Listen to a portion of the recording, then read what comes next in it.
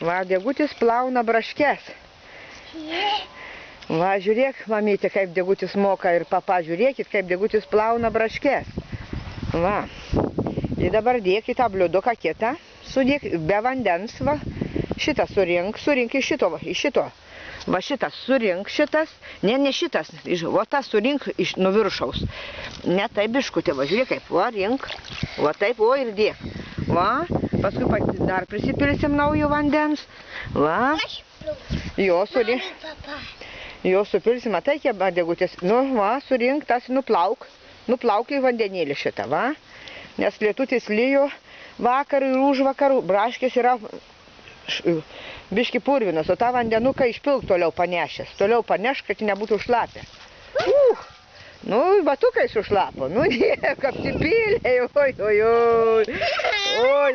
nu dabar gausim kelnytės plauti.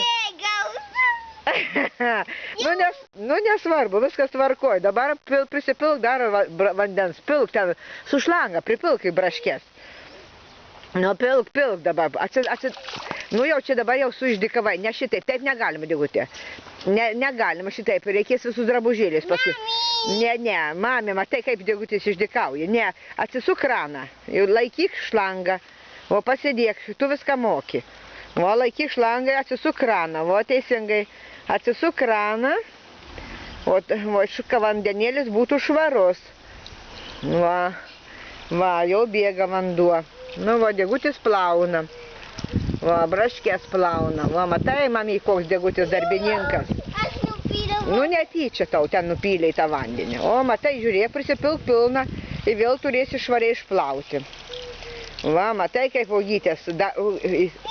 Nu, į tą gali sudėti.